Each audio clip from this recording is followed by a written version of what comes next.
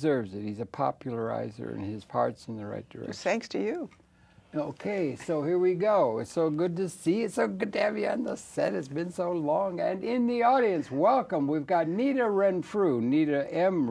Renfrew, and she's a dear friend of Conversations and myself and the world, and she's written on a great number of subjects. We're going to talk a little bit about her background, but she's come after having been very interested more recently in healing and Reiki and that sort of thing. She's come and is publishing on the internet a book that she had written. We're going to be talking largely about that, which is really interesting, and it's called the, I know it's called the Shooting Edge. It's the American Militia Movement. A history of the American militia movement. Yeah. America's Shooting Edge. I remember you'd done that, and we're going to be talking about that. Nita, so good to see you, and welcome.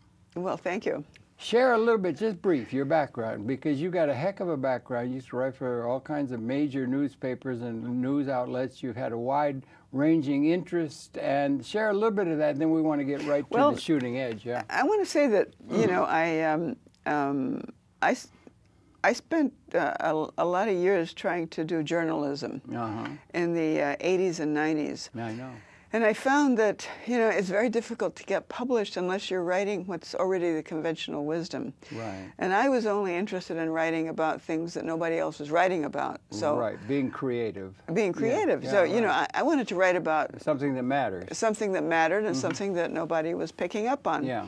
So I was writing about, the Middle East and about Central America, and of course I was always on the other side of the story. Yeah. Because, yeah, right. You know, somebody was already writing it, why write it? Yeah, you know? people who are, you're one of the smartest people in all of New York City, and people who are in that kind of thing usually want to write something that's really creative and new. So what happened, and you know, I thought that's what, people wanted to publish. That's what it should be. That's what it should be, yeah. But you know, it ain't what it should be, what we're told. The old gray mare, she ain't what she used to be. It's all the same. So it took me a while to realize that. Well, you know, at a certain point, I got really frustrated towards the end of the 80s, and I won't go into why, but, you know, problems with publishing what I was writing and so on. And I finally thought, you know, the problems are here in this country. Right. They're not in the Middle East, and they're not in Central America, and they're not overseas. They're here. Okay. And then in 95, there was the Oklahoma bomb explosion. Right. Remember that? Yeah. Timothy McVeigh. Yeah. And all of a sudden, it's like everybody, you know, the headlines and everything where the militia movement did it and so on. And I'm sitting here saying, what is this militia movement? Do we have an armed movement in this country? Right. You know, like, because I've been writing about the armed movements in the Middle East and in Central America, all of them in opposition to the government. You were in that study group with Gary Sick? I was in the Iran study group with Gary Sick at the Council on Foreign Relations. And you wrote that major book, A History of Biography of Saddam Hussein. Well, I think it's major, but I do too. It's really good. I me. got my information from that book rather than the propaganda. But I tell you, you know, it's like I don't want to get into that story, but you know, publishing is for the birds. Is it? Yeah. Being a newspaper, you know, it's just very frustrating. Yeah. Well, anyway, I got into this thing. I thought, well, you know, I've been writing about, you know, these guerrilla movements in Central America and in Iran and here and there and everywhere, and the Palestinians and Israel and so on. So I'm going to, you know, interview these guys here. And I was reading their stuff, and I thought, you know, these people are real flakes. You know, they're saying that the Federal Reserve is privately owned, and you know, that they're talking about the right to own weapons, and I'm saying, you know, this is all for the birds, this stuff, you know, like how sad that we have an armed movement that we need to be embarrassed about, unlike other countries. Right. Well, I tell you, I started interviewing these people, I started researching this, and I tell you, they were right on. I mean, I am proud of those militia people from the 90s. Okay. Yes, I'm as an American. Yeah. And I'm no longer very proud to be an American. Okay. Whatever's left of it. Right. Okay. Go on. Yeah. What I found, you know, it's like they were presenting me with all of these stories. You know, it's like weather control, the Federal Reserve, the banking industry, you know, it's like all this kind of stuff, and. You know, and I thought, well, I'm going to give them the benefit of the doubt. You know, like I'm going to, you know, they give me all these Xerox copies of things that were sort of not too well put together. Right. No. And that they were enthusiastic about them. And I started researching this stuff, and it was all panning out. And it was like all the stuff that sounded totally off the wall then was true. Particularly when the federal government starts getting around posse comitatus and all kinds of other things. Yeah, they were talking about this whole thing back then, and they actually were saying, you know, the government's going. Well, it turns out that the Oklahoma bombing was the government. You know, and really, yes. Really? Yes. Okay, we can go into that. Yeah. We'll go ahead. Well, you know, I wrote this book, so I spent. The Shooting Edge, yeah. At the time it was called America's Shooting Edge, but I put that in the second half of the title because I think now it's a history, because it's like, you know, it's 15 years ago. Right. But nobody else has written this history of that movement. They haven't, right? No. It's all propaganda. It's all, you know, it's all stuff that was written to demonize them by, you know, different groups that had different agendas, either because they wanted to raise funds by, you know, scaring people or this or that or the other, and that's what happened. That does happen, yeah. It happened. Then the government was demonizing them because that's the way they could get their, you know, Big Brother legislation passed. And, of course, that was the reason for the Oklahoma bombing. Okay. If you recall, President Clinton was the president at the time. Yeah. And he was trying to get what was it called? The anti-terrorism bill passed. Okay. And he couldn't get it passed. It was dead. And he was also, his ratings were way low, and he was planning to run again. What year are we talking? I don't remember. Oklahoma bombing was in 95. 95, after that election, 94. Yeah. And his ratings were way down. He couldn't get that legislation passed. Well, a week after Oklahoma bombing, the legislation passed.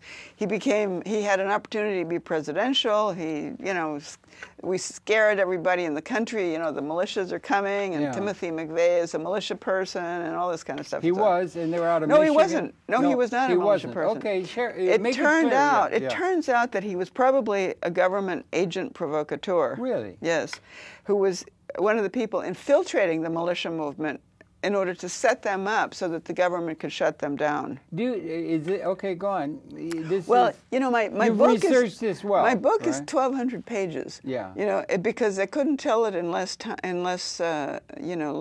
time than that. And I go and incidentally, you write beautifully. Thank you. You are a major writer. Well, I don't know about that. No, you are. But I put my heart into this book. Yes, you did. I know. Because I saw that all of this stuff was true. And I'm sitting there and, you know, like I'm a registered Democrat, and I'm saying, you know, it's the Democrats that are putting this horrendous legislation in place. And, of course, it's both parties. But as a Democrat, I always expect more of the Democrats. What's the official I did. I don't anymore. Okay, right. Okay, you're losing faith in everything. In a sense, a lot of people are in this political season. This is going to air just after the election, the by-election, but everything. But share a little bit more of that Timothy McVeigh thing, because I've not heard that. Well, Timothy McVeigh. Who's doing the good research? Timothy McVeigh actually went to a few militia meetings, and he tried to join, but as the militia people would say, and I don't know what's going on with the militia movement since then. I think the militia movement I wrote about sort of wound down, you know, with Y2K. Okay. One, because after Oklahoma, the government was infiltrating them and setting them up and putting. They actually put the people who were talking about the Constitution in jail and left, you know, the loose cannons running around that were being, sort of managed by the people talking about the Constitution. I associate McVeigh with Michigan.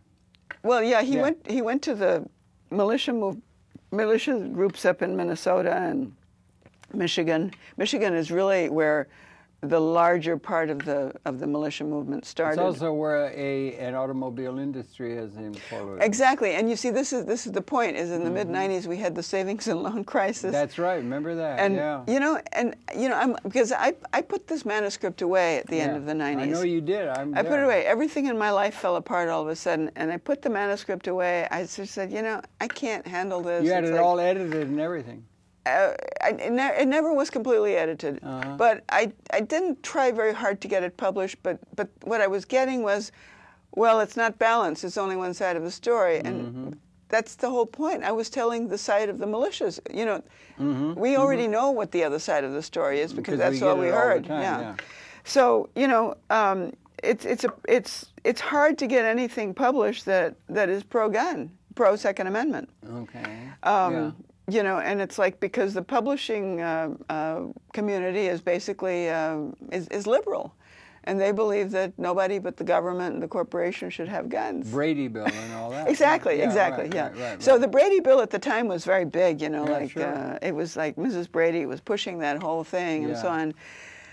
And I realized, you know, it's like, I'm just going to put the whole thing in storage, and it's there for history. I put my heart into it. I don't have any energy anymore. I got really sick. I got heart trouble. I came down with this heart trouble. I didn't have any health insurance. I remember. Yeah. You know, my partner of 13 years left me. Right. My mother started going in the hospital. She didn't have any money. God bless her. I got fired from my job. Yeah.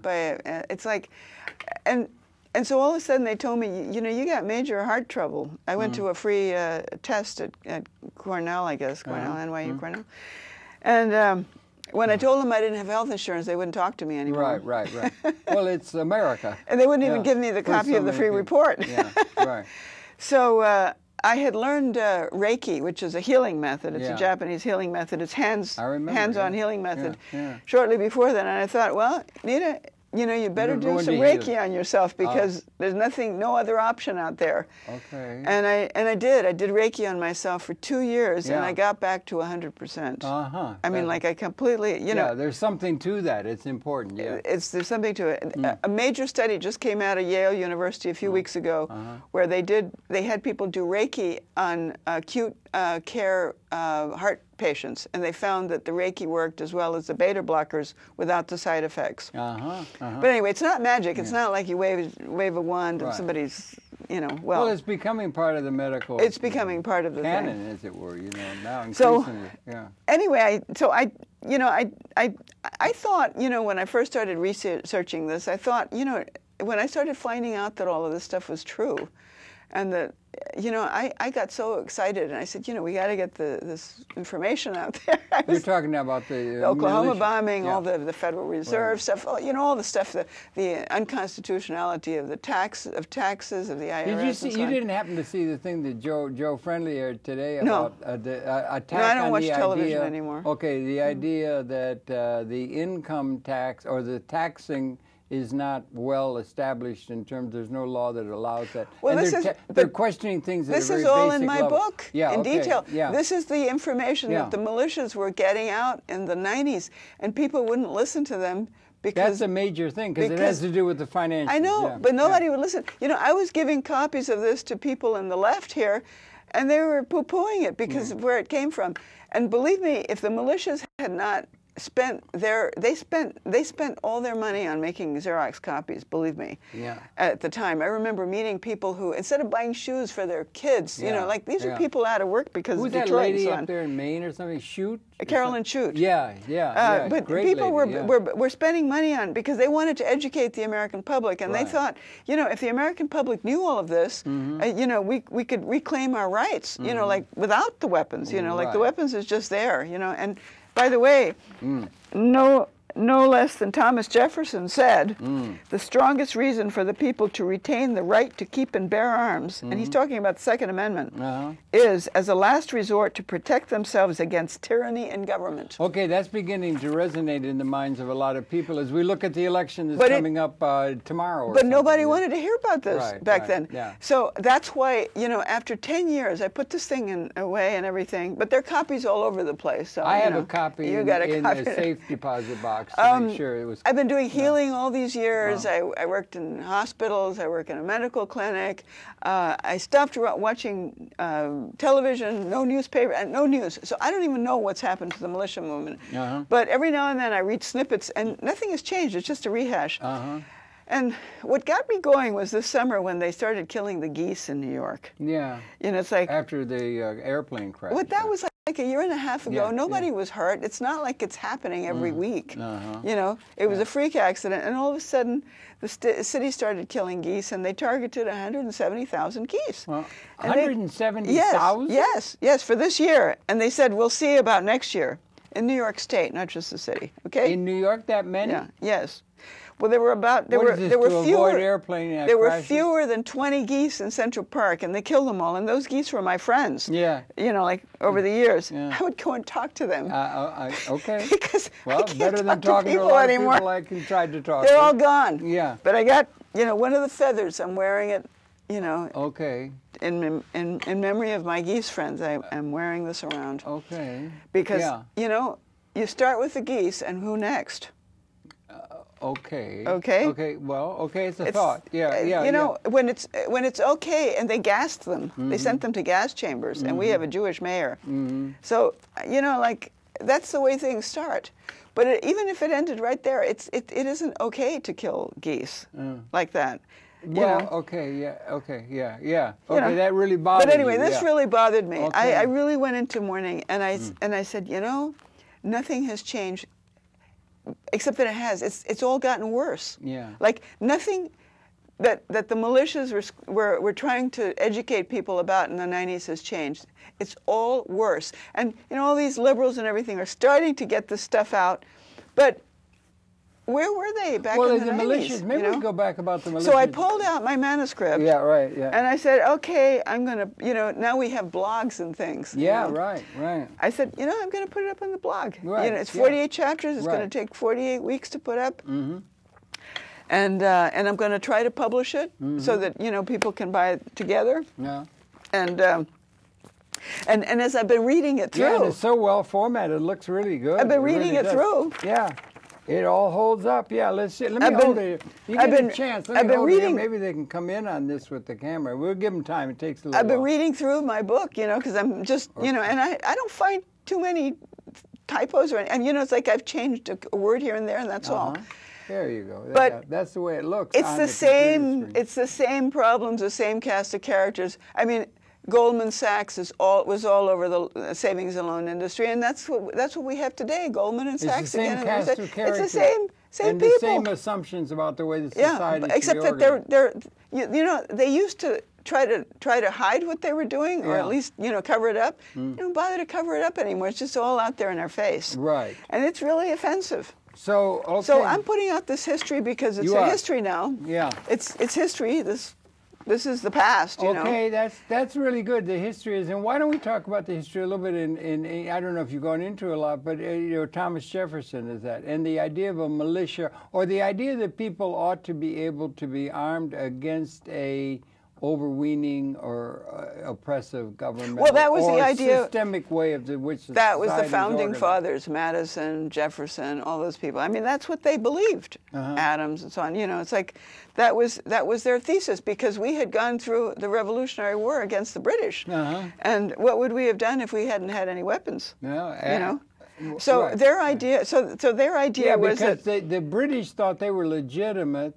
And so they were here, and they were trying to disarm us. Yeah, and the militia, the right of the people to have arms to protect against oppression on the part of the people running the system, is a theme that goes throughout history. And guess what? In 1775, you know, when Lexington was April the 19th, and it started because the British went out there to confiscate the weapons from the American militias. Yeah. And militias basically, you know, it's like, and we're talking about the constitutional unorganized militia, not these state militias, which are part of the army now, part of the armed forces, you know.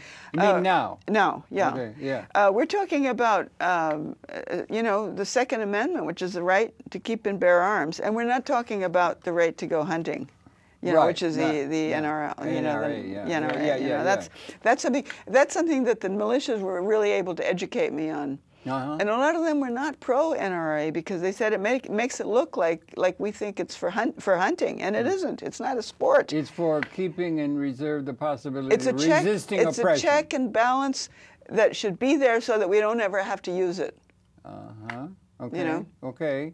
It's now, if you do, it's a deterrent. So, and that's written into our founding documents for the country and so forth. And other countries have had where they let the militia let the people have weapons as a way of protecting against oppression. Well, you know, interestingly, the Russians, and there's this somewhere in my book, and I don't remember what the source is, but the Russians, one of the reasons that the Russians felt that we were so strong was because they said, you know, if we were ever to invade the United States of America, the citizens are armed. You know, like, it's not a matter of just the armed forces. You know, like, they couldn't keep us out, but the citizens there are armed. There are parts of New York they wouldn't, but Humphrey Bogart said in Casablanca. They could take over New York City because we're not armed. But, you know, if you take away the weapons from people. And I want to say something. I grew up in Mexico. Yeah, I know you did. And we all had guns when we lived in Europe for a while. But we all had guns when we were growing up.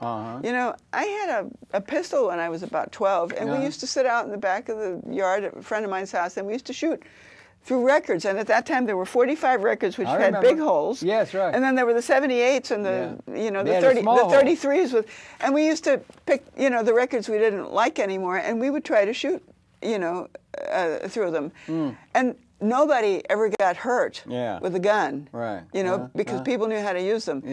People had car accidents and motorcycle accidents all the time. People, you know, it wouldn't have occurred to anybody to use a gun on anybody else. But the idea that you need... So people now say, okay, we can't... I agree. If you just gave guns to people in New York, they'd start, you know, using them on everybody. Well, they do. Because there isn't that culture. But in places, you know, out in rural areas and so on, where there is that culture, people don't just go around using them. But what you're talking about with the militia concept in that is they have a whole critique against the system. And if you've got a system in place and you have political, economic forces that are in place and are routinely put to the citizens as, in a certain sense, to use an overworked term, but maybe one that they're trying to, that government or that system that's in place is historically legitimate. You look great. They're historically legitimate, and that people making the assumption that there may not be legitimacy historically, that there has to be a change that is going to be resisted by people who are ensconced within an outdated institutional assumption, is an issue that the people who are in positions of authority for the system, accepted conventional wisdom, are going to take exception. Well, why should anybody be upset with our order? Because our order is the historically legitimacy. In the militia movement, you know, the media was portraying them as white supremacists and so on. Well, yeah, that's what I want to get. Are they associated with a right-wing view or what? One of the main, well, there are right-wingers in it the way there are in the Republican Party and the Democratic Party and in the Rotary clubs and so on. But it was not a right-wing movement. There were people like, there was J.J. Johnson was black, and he was one of the main militia leaders, and he was one of the people who went to the hearings in Washington, and I guess it was after Oklahoma. They had hearings, and they had the militia of Montana, they had J.J. Johnson, the militia of Ohio, they had Norm Olson, I guess he was the militia of Michigan, and his second in command, and J.J. Johnson was one of the major spokespeople, and I actually could, you know, he spoke a more urban language, so, which was easier for me to relate to than the language that people were speaking in Minnesota and so on, simply because I'm an urban person, you know. Yeah, I can see you're urban. I mean, I want to look dangerous. Yes, right. But anyway, so J.J. Johnson said he would say to me, he said, I get so tired of going someplace to give a lecture about the militia movement and then looking at the paper and seeing the white supremacist movement, and they don't put my picture in. No, right. There were a lot of Jews in the movement, too.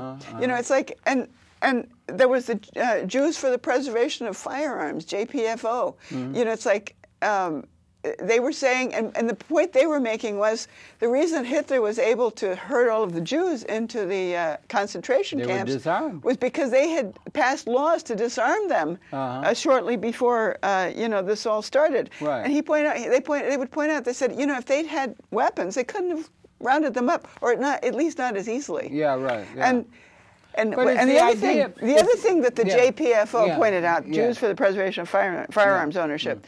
The other thing, and they put out a beautiful book that I haven't with all the laws and everything, and they pointed out that Senator Chris Dodd's father, who was also Senator Dodd, he was one of the prosecutors, I guess, at Nuremberg. Really? Yes. Okay. And in the late '60s, that's where the first firearms laws came out of Connecticut, where ironically a lot of firearms factories there. But anyway, Senator Dodd brought a copy of the law that Hitler had passed back.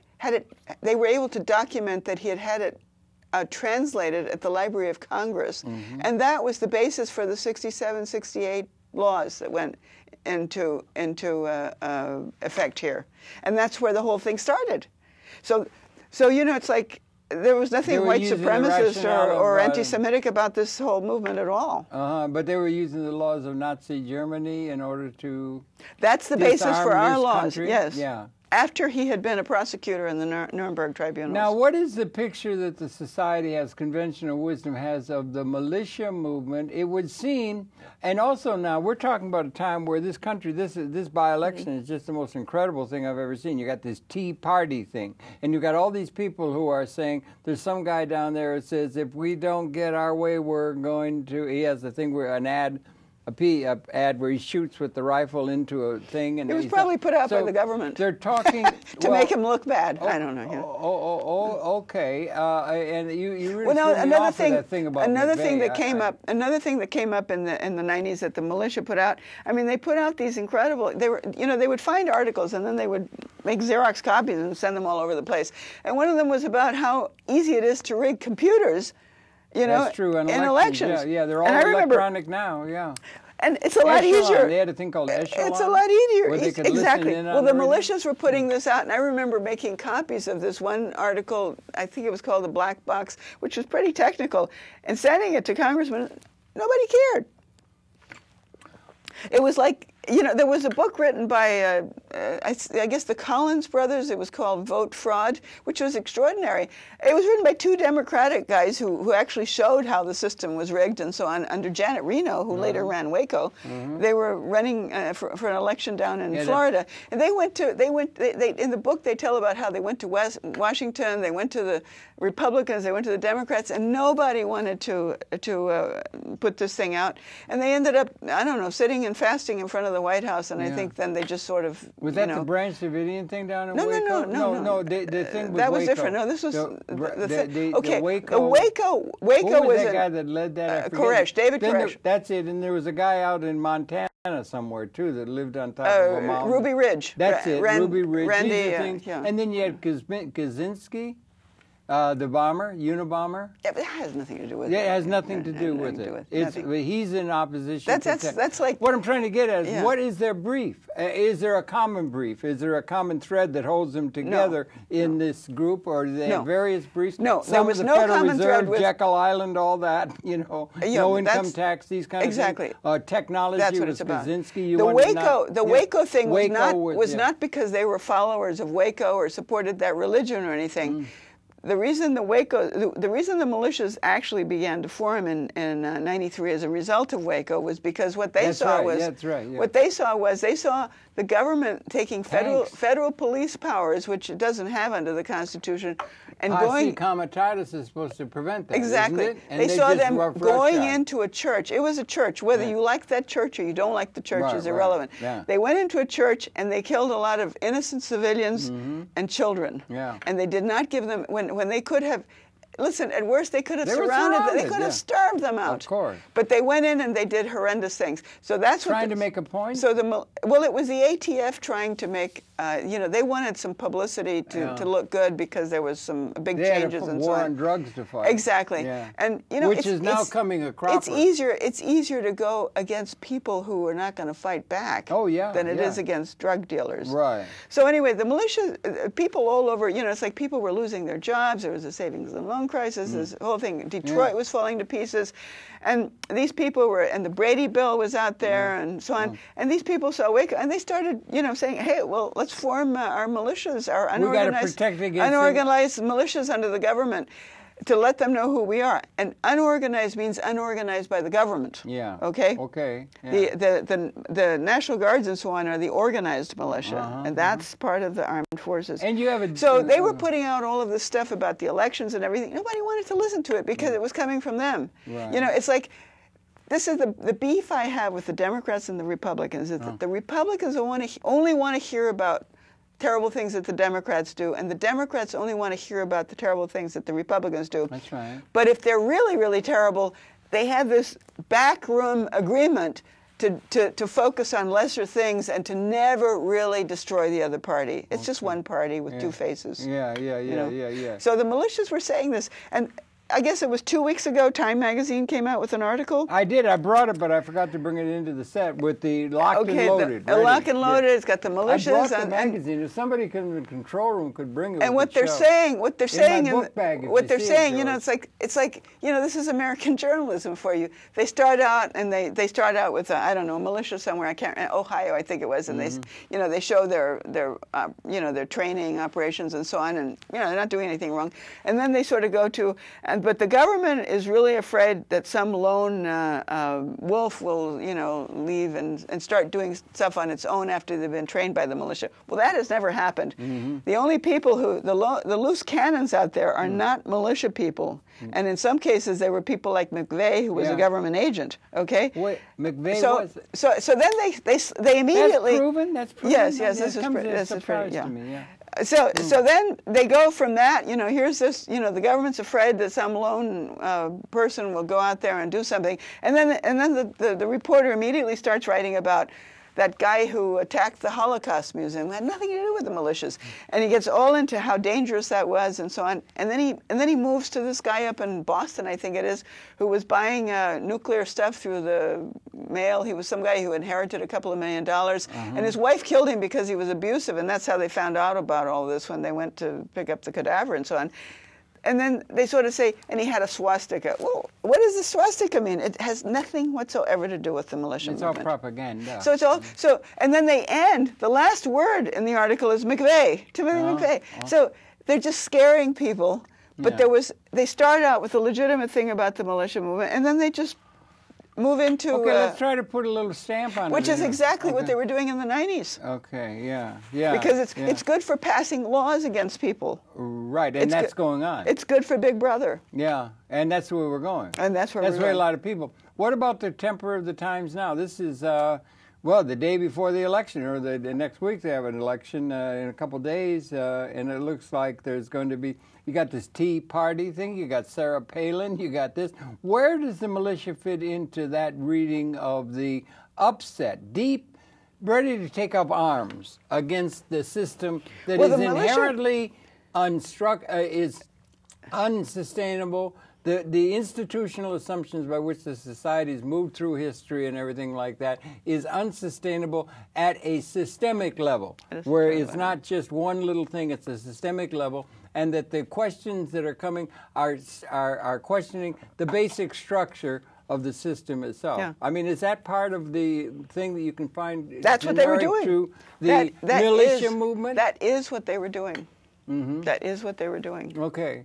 Well, that's it. And that's all they were doing. That's what we're coming to in this election now. There are more and more people saying that it's not just a little change of a law or wording or something. It's systemic issues. It's not a change of a candidate. Did you find the magazine? Oh, thank you, man. It's not a question of whether it's a Republican candidate or a Democratic candidate. I mean, it has nothing to do, you know, it's like, I would never. No, I'm trying to get at what I have come to the after writing the militia book, this manuscript. I decided I would never again vote for a Republican or a Democrat. I will only vote independent. You're going to vote and Green unless we start, no, I won't. The Green Party betrayed Ralph Nader. When a party betrays its own candidate, so you only vote for and Nader? starts telling people to vote Democrat. I mean, I don't want to vote for a party that betrays its Well, who candidate. are you going to vote for? You're left with few. You got Ralph Nader. He's got some integrity in that. I like Ralph Nader. Yeah, okay, you do. I would always vote for Ralph Nader. Okay, but he's okay. So far, as you know, from what Listen, we got that magazine. I'll hold it up and take it. This is just a couple of weeks ago. This is the cover story, and thanks for bringing it in from the control room. This is the cover story of Time magazine, no less. And let's just take a look at that, because they're giving coverage to this existence of a militia movement. What are there divisions? There usually are. Whenever you have a lot of people who are discontented, you have a lot of different fractionings and everything. But are there sort of systemic things that unite the militia movement? The various militia movements with their various individual issues. The militia movement of the 90s that I wrote about... if you get a chance, but I'll hold it here until you can. The militia movement of the 90s that I wrote about no longer exists. Okay. I don't know what exists now. I have no idea what has happened. Well, then what has let's go back to when you militias. were writing about it. Was there But something... I do know that when I read this article, the bad guys they pointed to were not militia people, even by their reckoning. In this article Yes. here, this is a recent one. And they actually acknowledged that the militias had nothing to do. Can you get this? Nothing to I don't do know if with they're gonna be able to Oklahoma. come up on this or not? They're going to.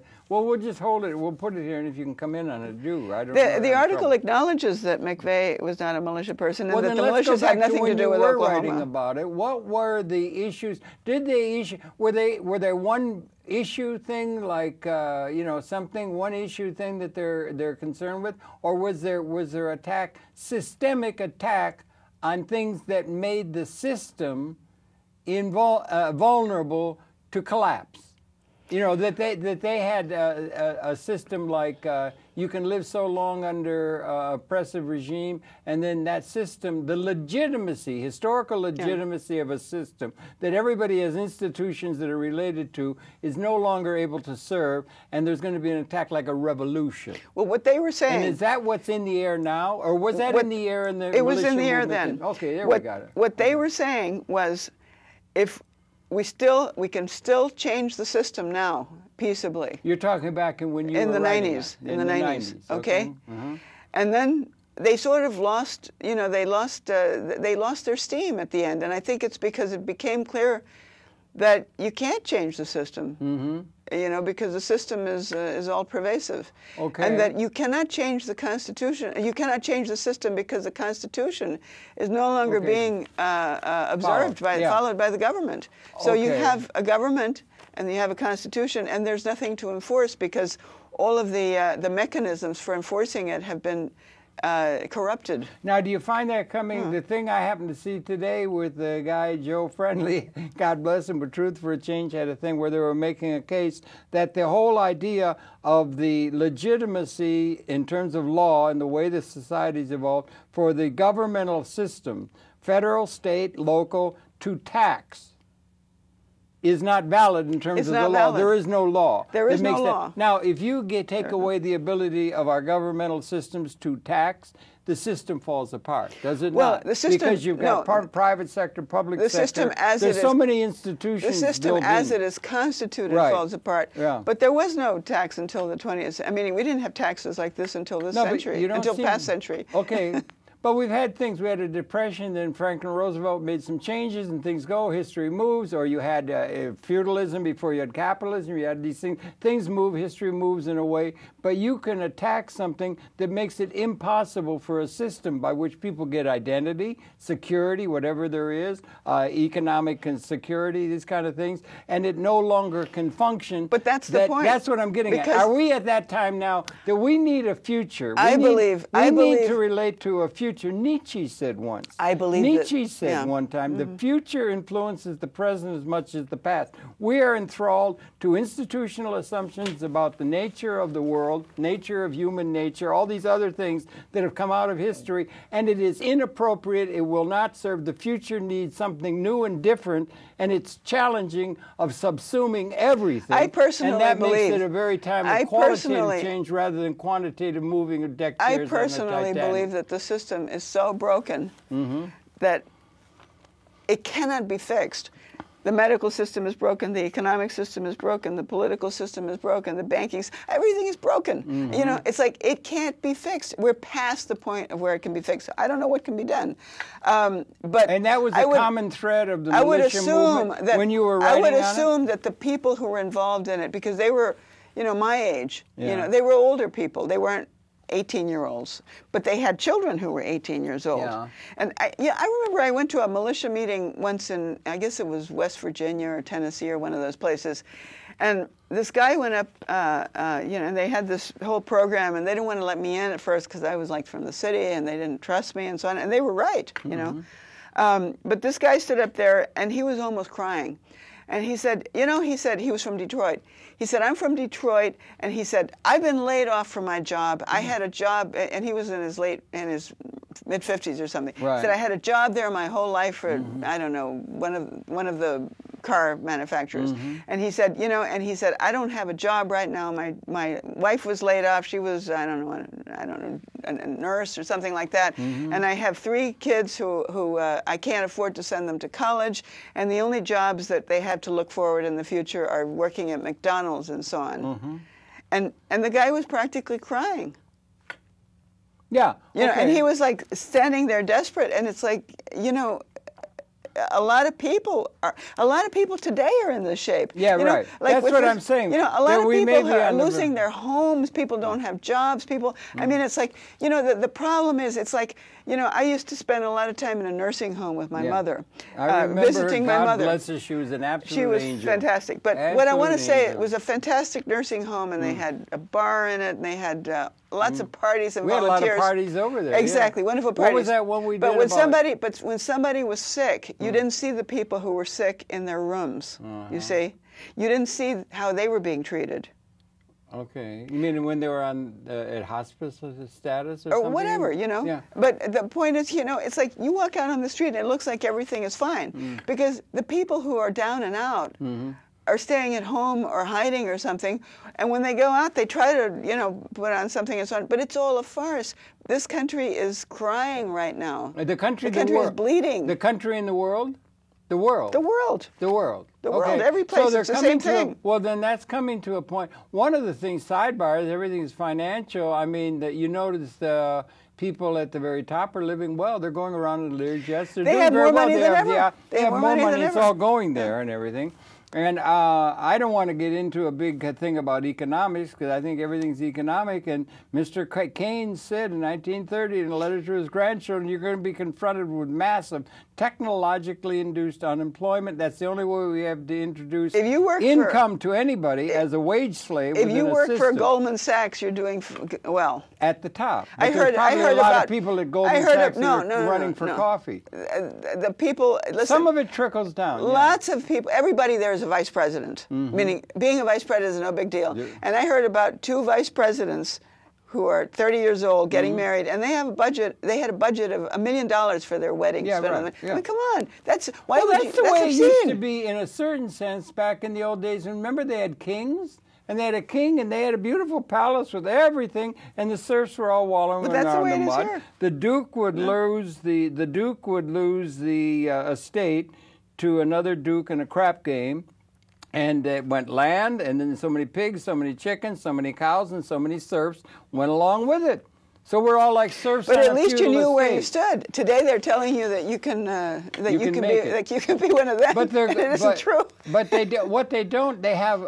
Well, the world is at. And they're telling you we have a democracy, and that if you write letters, you know, to your senator or whatever, you can change things. And it's all baloney. Okay, and the militia movement is. It's baloney to vote. Are we going to start seeing random acts of violence? No, because. Are we going to start seeing things exploding? Are we going to start seeing fire? Yes. Rifle fire at night against people that. Let me say what we're going to say. Are we going to start seeing anarchy develop? Let me tell you what. Let me tell you what's going to happen. Okay. One, the militia, they were very adamant about prophesying that the government was going to do a big pseudo-terrorist thing, which is what happened with 9/11. You think everybody I talked to said the government is going to be doing this. They're going to be doing this, and a new Pearl Harbor, huh? No, yeah. Well, they did it. Okay. David Ray Griffiths said. Yeah. And then they were saying, okay, then so they did it. They got us all. And I happen to agree with what I heard Ralph Nader say a couple of months ago, where somebody stood up and said, well, is it going to be a revolution? He said, no. He said, I go all over the country, and he said Americans have developed a masochistic ability to stand for anything. Yeah, just becoming sheep. Yeah. And that's what I see. They won't stand up and do it. And it's partly because, there's no seeming, somebody in position of responsibility would want to avoid anarchy, would want to avoid a breakdown of the society, and they would want to be able to try and muddle through as best they can using the old system and so forth. And it's come to that. But now we have this militia movement, and I brought it up. Are we going to see, instead of people just passively doing that, are you going to start seeing bombs planted? No. You could do that easily. No, Harold, no. Why? Because what Ralph Nader said, he said we have become masochists. Well, I'm saying but okay, it's not going to happen. It's going to happen because the government's going to be planning the bombs. Listen, every time there's a bomb scare, I mean, bomb scare at what's the name, 42nd Street, and and so on. And then you read in the paper a little thing, that the bomb supplies were supplied by an FBI federal informant who promised the guy that he was going to, give him his barbershop and so. I mean, the whole thing is rigged by the government. Yeah, but you are going to have certain enemies in that, and the enemy du jour now are the Muslims. So you're going to blame everything on the Muslims because they haven't done anything over here. That's the people that they are attacking now. Look, in terms of seeing where the trouble is. No. It's their fault for they're not recognizing the legitimacy of the order that we represent, and what we represent is not adequate. The Muslims haven't done anything. And the intellectuals have not provided an alternative way for order. The intellectuals have not provided it. They're the ones who are providing an understanding of an alternative for some reason that we need something different than what we've inherited, and reifying all the old institutions over, and they're not providing it. The progressives don't have an alternative. Do they? Or is there anyone out there? Nobody has an alternative. Yeah, nobody has an alternative, and it should be there. And they have to have an alternative and don't forget that we have weapon systems that are now species lethal. That's a new reality. And whose hands are they in? They're not in the hands of the militias.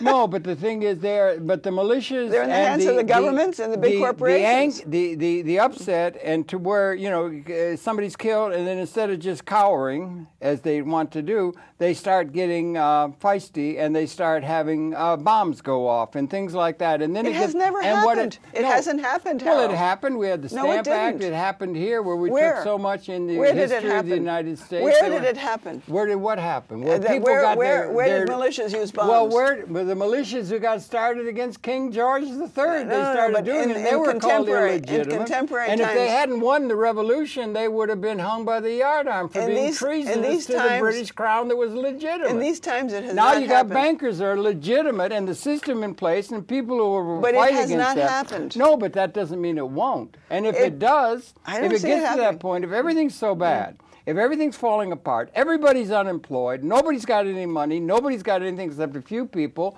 and that sort of thing, it'll get to a point where there will be a reaction rather than just a cowing on the part of the people. Why do you think they're building all of these concentration camps all over the country? Well, I'm not so sure how many of those they've built. There are lots of them. They used to have under Mr. Eastland and so forth. There are lots of them. Internal Security Act is still in place. Exactly. They've gotten over posse comitatus. So if you lock people up, then they're not going to be dangerous. Right, but that's what we're heading for. But that's what we're doing with the geese. You take the geese out and you kill them. Okay, the geese. Well, I don't think I don't think it's that far-fetched. Between the geese and that. Well, I do. Did you ever go to a chicken farm where they raise chickens? These are wild animals. These are wild animals. And they did not feed them to people. They gassed them and they buried them. I know. Why couldn't they have taken them somewhere else? And they said that they sent them to gas chambers because it was the most humane way to kill them. Where do you think it's heading? Is there any commonality between all of the various? Because now you've got this thing with Sarah Palin, and you got this thing with all that group and all that people. Those are people who are talking. There are people who can't vote Republican, Democrat. They're going to attack the Democrats. They're going to attack the Republicans, even if they get into the House and that, because they're saying, is Palin and company, the Tea Party, part of what was the militia upset with things? And they say, we want everything different, and we don't trust anybody, and the system is out of date. They are the forerunners of a revolutionary taking back of the country, it's a distortion. And is there a way to go back to the principles of the country that could give... It's a distortion of what was You understand what I'm saying? Okay, where's it heading? In the 90s, there was the Patriot movement, and the militia movement was sort of the armed edge of the Patriot movement, and the Tea Party comes out of that thing. What's the Patriot movement? It was called the Patriot movement. Well, but spell it out. I don't remember. P-A-T-R-I-O-T. I know the word, but I don't know what is it. They were calling for the same thing, the Constitution, the Second Amendment, and basically... Who was it? Well, like Pat Buchanan was their candidate. You're talking about that kind of thing, Buchanan. Okay, and so obviously the Tea Party came somewhat out of that, but it's like very distorted. It's not at all like what it started out being. But I mean, it's like if you look at what wasn't the Republicans was the party of Jefferson, wasn't it, or originally? I don't even remember anyway, exactly. I don't remember, but it was like it's like things change over time. Yeah, right. You know, they're not. Yeah. Well, the Republicans started with Lincoln, I think. The party with Lincoln, the Republicans started with Lincoln, but you know, it's like. Times change. Times change. So and I don't follow the Tea Party. We don't have a system in place. But Pat Buchanan was telling it like it was, as a matter of fact. Well, what was he telling? He sold out. He sold out. Yeah, but okay, what was he saying? What was Pat Buchanan? He had something about immigrants, or he had something about what? What was the message that he was trying to present, Pat Buchanan, or the Patriot Movement, or the militias? What were they trying to say in terms of what has to happen? Or what are they saying now? Well, we already went over that, Harold. I know, but I know. What's the commonality? What's the premise that they want? All saying we have to go back to the Constitution. Go back to the Constitution. Yeah. That's like going back to the Constitution because it's been, what is that, like Holy Writ? The competition. It was written by a lot of very knowledgeable people out of the Enlightenment, that kind of stuff. But they were in a system that's been qualitatively changed since the time that was written. Maybe we're adhering too much to the Constitution. They were talking about. There were actually people who were saying the Constitution was already a sellout, you know, from the time of the Declaration of Independence and so on. But that was like a smaller group within the larger group. But the thing about the Constitution is that, well, they were talking, you know, people were saying things like, let's have small family farms, you know, which was a system of Jefferson. They were basically saying, let's go back to what Jefferson was promoting.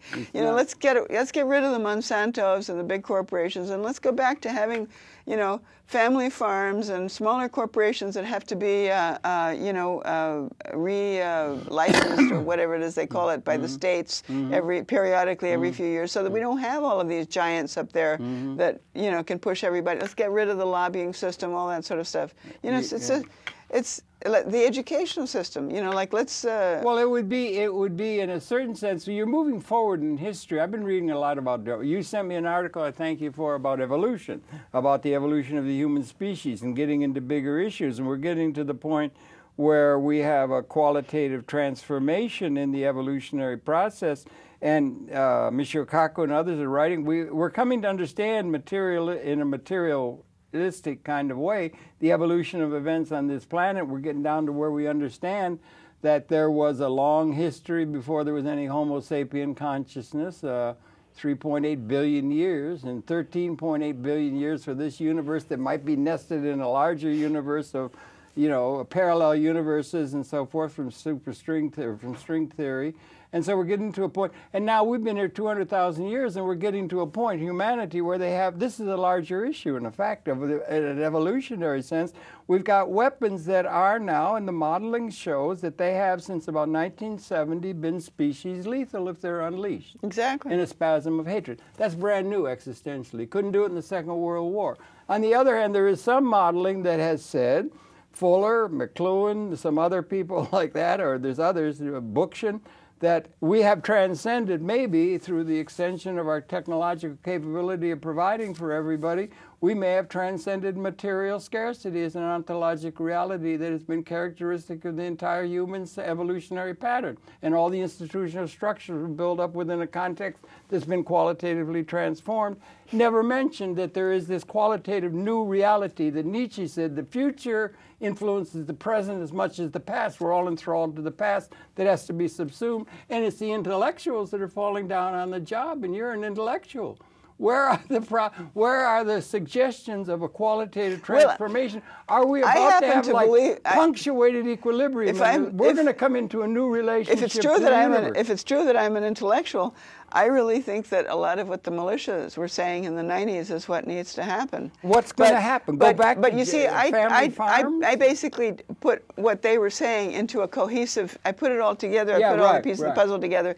And nobody wanted to read it. Well, nobody wants to say what is going on. And nobody wanted to publish it. Nobody wants to say what's going on. So I just basically sort of gave up. Well, okay. And people still don't want it. You know, it's like everybody's beating around the bush. Right. I mean, I went to a meeting a couple of days ago on housing, affordable housing, and everybody said, you got to vote for the Democrats. But there was one man in the audience, and he was terrific, and he said, well, but he said the political muscle has been there all along. You know, like, it's the reason that rents are going up is because the same Democratic legislators who are, saying that we need to have more public housing, or need to have more affordable housing, are the same ones that are raising the taxes on the landlords so that they have to jack up the rent. So, you can't have it both ways. Well, that's an unworking within the old system. Everything is old system. Exactly. We need something new. No, not at the level of a tax change here or something here or something. We need a qualitative paradigm, a paradigm shift, like punctuated equilibrium.